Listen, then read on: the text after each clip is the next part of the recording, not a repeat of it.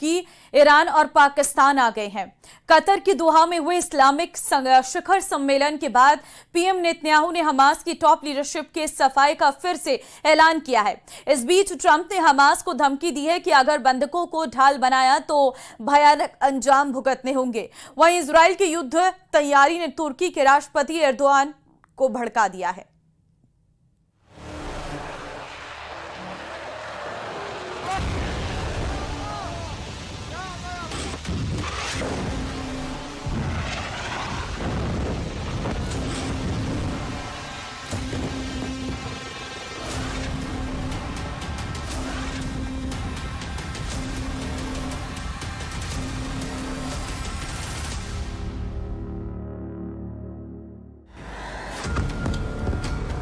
Gaza में घुसे Israel के टैंक।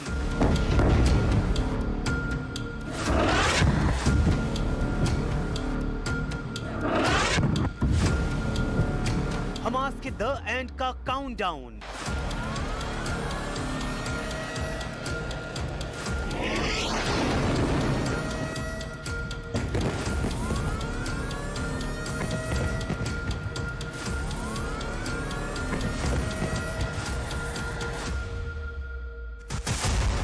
इजराइल के 3 सबसे कट्टर दुश्मनों का नंबर आ गया। क्या वो ईरान है, क्या वो तुर्की है, या फिर अरब वर्ल्ड का कोई और देश? इजराइल को हमास के सफाई का लाइसेंस ट्रंप ने दिया। जैसे ही सुपर पावर का फ्री हैंड मिला, इजराइल ने तबाही मचा दी।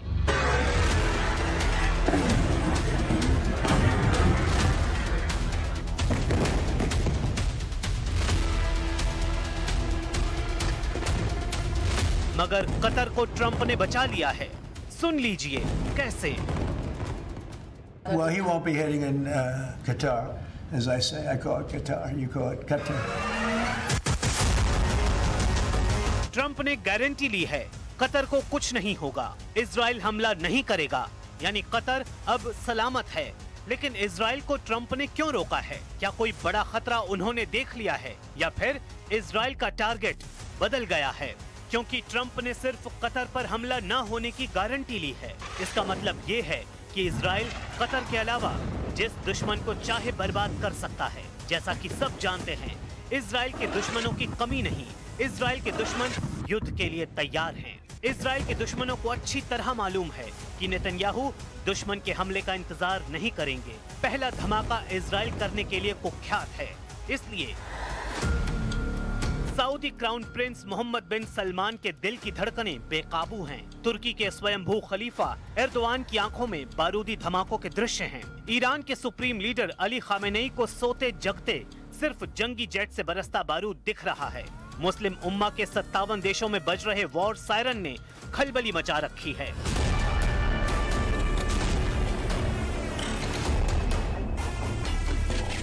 जैसे कतर दहल गया, जैसे गाजा जल गया, जैसे लेबनान खंडहर बना, जैसे यमन में बरसा बारूद, जैसे सीरिया हुआ निस्ते नाबूद, वैसी ही बारूदी कयामत से खाक होने का नंबर इजराइल के अगले दुश्मन का है। इस डर से अरब लीग में हड़कंप है।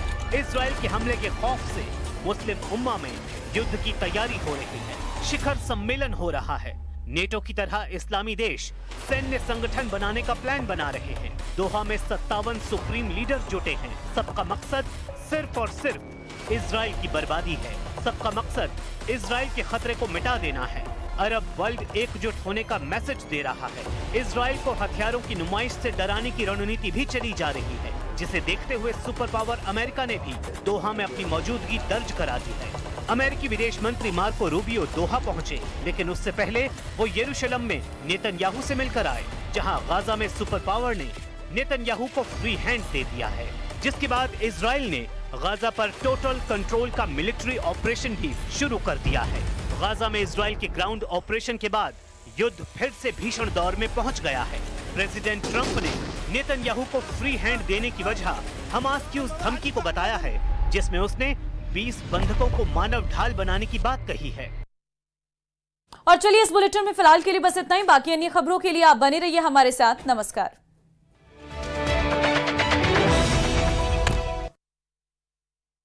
लोग सेहत